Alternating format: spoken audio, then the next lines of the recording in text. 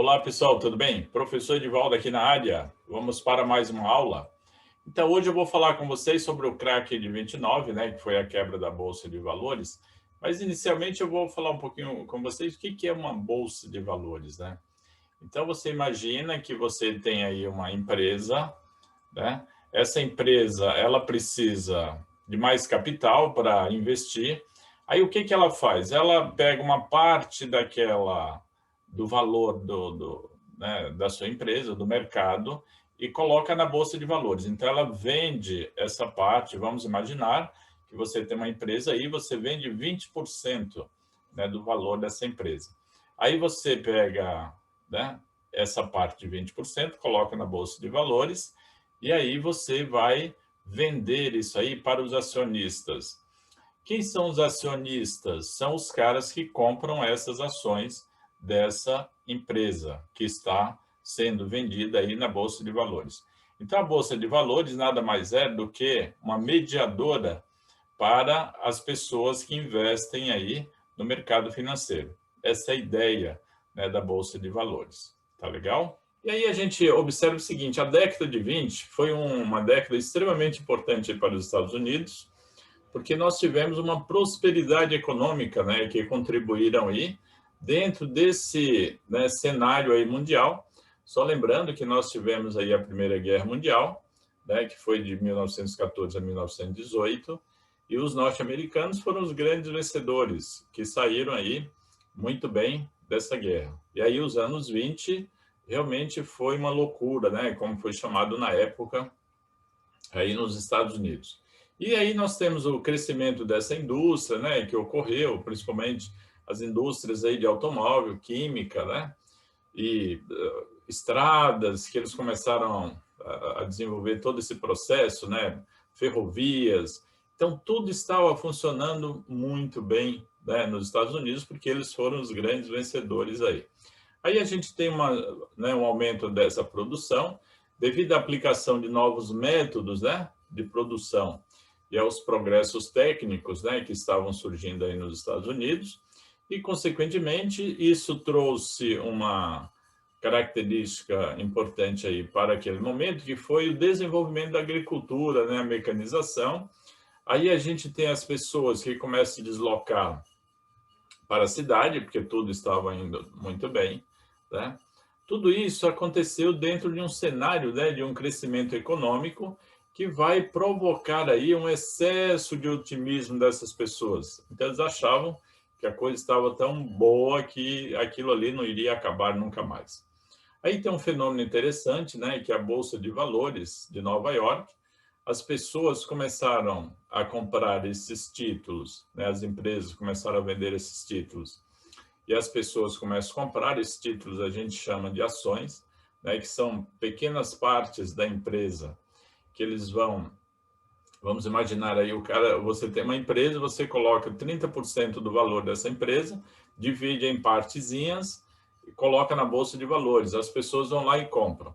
Esse processo é chamado de compra de ações, tá? Cada partezinha dessa é uma ação, e as pessoas acabam comprando, tá? Se a empresa vai indo muito bem, você ganha muito. Por exemplo, algumas pessoas fazem empréstimos para comprar ações, que é um negócio extremamente arriscado, porque bolsa de valores, na realidade, é um risco, né? É um jogo, porque se vai muito bem, você ganha. Se o valor dessa empresa cai, você perde, né? Então é assim que funciona. E aí a gente tem a grande procura por essas ações, né? A cotação das empresas subia sem ter um lastro, né? Só que, contudo, a gente vai ter aí uma situação onde, né, o aumento do lucro era extremamente a prosperidade. Só que isso era muito frágil. Por que frágil? Porque era um crescimento falso, tá? Então, a Bolsa de Valores, a gente diz que, no caso aí dos Estados Unidos, aconteceu uma bolha, ou seja, ela vai crescendo muito rapidamente e, de repente, ela pode explodir. Então, a gente teve aí, de 1924 a 1929, alguns setores dessa indústria e da agricultura, eles começam a dar sinais de crise. Só que aí eles começaram a manipular essas empresas, essa contabilidade, aí dava uma sensação que essas empresas estavam muito bem. E aí, com a mecanização que ocorreu e os novos métodos de produção, os preços, né, levaram eles começaram a produzir tanto que chega um determinado momento que vai saturando os mercados. As pessoas que moravam, os trabalhadores, não tinham mais dinheiro para consumir toda essa produção que estava sendo jogada no mercado, tá? Consequentemente, a gente vai ter uma baixa dos preços. E aí que está o problema. Se você começa a produzir muito e as pessoas não conseguem comprar essa produção, a Europa estava, que era uma grande compradora aí dos Estados Unidos, estava se recuperando, não estava comprando tanto, aí você vai ter uma deflação. O que é essa tal da deflação? É quando você tem a oferta, né? Ela vai se tornar maior do que a procura. Consequentemente, a gente vai ter uma superprodução e aí você acaba tendo aí um problema seríssimo para o país, que foi o que ocorreu nos Estados Unidos. Então, as ações, elas não paravam de subir, né? Porque existia, como eu falei para vocês, é uma especulação que estava ocorrendo. Então, todo esse processo que aconteceu, a gente vai ter aí a bolsa que entra em ruptura, tá?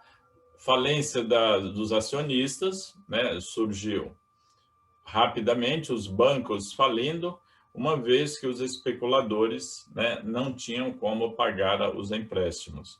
Lembra que eu falei para vocês que as pessoas pegavam dinheiro emprestado para comprar essas ações na Bolsa de Valores. Se ele perdeu tudo, ele não vai ter como pagar o empréstimo lá para o banco. Consequentemente, esses bancos vão à falência também.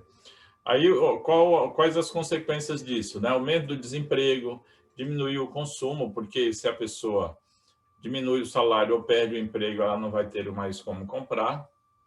É isso que a gente vai chamar aí de ciclo da crise, tá? É a crise que gera a crise. Então, tudo isso aconteceu aí em 1929 nos Estados Unidos. As famílias que viviam bem, né, perderam, né, tudo, os seus bens, viram-se casas sem trabalhos, sem meio de subsistência. E o desemprego levou à situação de fome. Imagine você aí nos anos 20, a situação estava extremamente maravilhosa, né? Era o famoso modelo norte-americano e, né, nessa quinta-feira a gente vai ter essa questão aí no 24 de outubro, tá? Isso nada mais é do que um ciclo vicioso da crise, né? O presidente, o Hoover, né, que não mexeu em nada, ele achava que a situação ia ficar tranquila e que ia passar muito rapidamente. Aí, em 1932, eles elegeram aí um novo presidente, o Delano Roosevelt. Então, o Roosevelt, ele vai fazer o quê? Ele vai mexer, ele tem que mexer nessa situação que estava caótica. Aí ele vai elaborar um plano, que é o famoso plano New Deal, clássico, né? Tá? Então, o Keynes, ele vai mexer, ele vai falar para o presidente aí, né, o Roosevelt, precisa mexer, é a famosa mão invisível aí, que o governo precisa ir mexendo nisso para melhorar essa economia, tá? Então, a gente vai ter nesse novo plano, tá? Abandona a visão de autorreguladora que existia anteriormente para uma visão, uma intervenção do governo nessa economia, que foi necessária para manter aí o equilíbrio. O sistema econômico não vinha mais causar prejuízo, como estava acontecendo anteriormente, que afetava aí toda a sociedade. Então, mudou a perspectiva aí. Por que mudou a perspectiva? Porque ele percebeu que do jeito que estava, com o Hoover, que estava governando anteriormente, a situação continuava caótica e precisava mudar isso aí de qualquer forma. Então, foi isso que aconteceu para poder a situação ficar melhor. Então, a gente vai ter aí milhares de acionistas, tá, que faliram, que, né, ficaram ali, quando surgiram as notícias, as pessoas foram para a frente dessa bolsa de Nova York à espera de boas notícias. Essas boas notícias não vieram e a situação ela foi ficando cada vez mais complicada.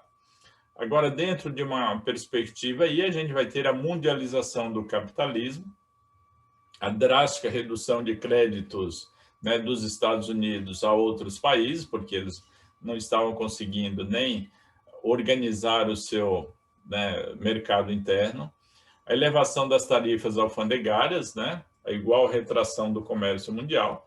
Então, essa crise que ocorreu nos Estados Unidos, ela vai espalhar aí para o mundo, tá? E a gente vai ter uma retração do comércio mundial. Por quê? Os norte-americanos, por exemplo, eram os grandes compradores aí do café brasileiro. E café o que é, gente? Café é sobremesa. Compra quem tem dinheiro, tá? Quem não tem dinheiro não come sobremesa. E foi isso que eles fizeram. Ao invés de tomar café, eles vão tomar chá, tá? Que eles mesmos produziam. Aí a gente vai ter a eliminação de importações de supérfluos, ou seja, produtos desnecessários, as pessoas não compram mais. Então, essa relação que existia, né, aquele modelo norte-americano, todo mundo feliz, dança, tudo aquilo, festas o tempo todo, vai acabando. Por isso que o nome é chamado de depressão, tá? As pessoas ficaram realmente depressivas, tá? Aí a gente vai ter uma fragilidade política e econômica do capitalismo. Então, a gente diz que o capitalismo entra em crise, de fato.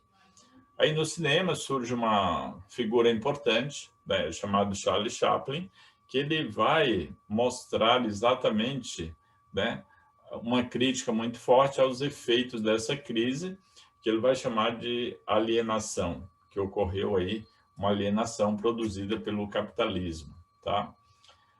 Quais são os reflexos, né, que ocorreram aí pelo mundo? Vamos voltar um pouquinho no Brasil. Um reflexo econômico aí, né? A gente vai ter a oligarquia latifundiária, que era a grande produtora aí de café, né? Os famosos coronéis, tá? A gente vai ter aí os subsídios, né? Que era colocado para essa produção de café no Brasil. O que é subsídio? É quando o governo acaba injetando uma verba, um dinheiro aí na produção. Para vocês terem uma ideia, o café ele representava 71% das exportações, tá, para o mundo. Consequentemente, em 1929, a gente vai ter aí em torno de uns 445 milhões de exportações para os Estados Unidos. Em 1930, a coisa já caiu para 180 milhões. Imagine você cair de mais de 400 milhões de exportação para 180 milhões. É uma queda, assim, avassaladora e extremamente complexa aí para o nosso país. Os preços em queda e estoques elevados, consequentemente, a gente vai ter a falência aí dos barões do café, que eram as pessoas que produziam café na época. Como eu falei para vocês, nesse momento, a situação caótica entra com um discurso muito legal, o Getúlio Vargas, e a partir desse momento é ele que vai comandar o Brasil dentro de um processo que eles chamaram de Revolução de 30, tá? Só lembrando que o Getúlio ele vai governar durante 15 anos, tá? Ele soube tirar proveito dessa situação. Agora imagine vocês nos Estados Unidos, voltando um pouquinho para lá. As pessoas que durante uma década estavam muito bem, todos felizes, achando que estavam ricos, que não iam perder nada, muita gente começou a passar fome, a ficar em filas para poder receber alimentação. Em 1933, a situação era caótica aí nos Estados Unidos. Surgem os famosos sopões, que eram servidos, né, para as pessoas naquelas filas, né, que a gente tinha. Era um negócio assim terrível. Por isso que eles vão chamar aí, né, de depressão, porque as pessoas realmente elas ficavam depressivas mesmo. Então, a partir desse momento, 1933, né, 32 a gente vai ter aí a nova eleição com o Roosevelt, e a partir de 33 a situação, ele teve que fazer essa intervenção, era colocada em prática pelo presidente, né, não tinha jeito, era influenciada aí pelas ideias do Keynes, né, o John Keynes, um inglês, tá? O programa de reformas econômicas teve que fazer as frentes de trabalho, contratavam-se essas pessoas para trabalhar nas obras, nas estradas, né? E desenvolver, a partir daquele momento, trabalhos públicos para poder, né, dar a essas pessoas aí, elas acabaram tendo que fazer e ganhando algum para poder sobreviver. Então, a situação ela foi extremamente caótica.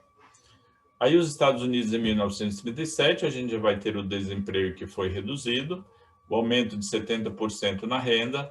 A partir desse momento, a gente vai ter aí uma previdência social que não existia anteriormente, tá?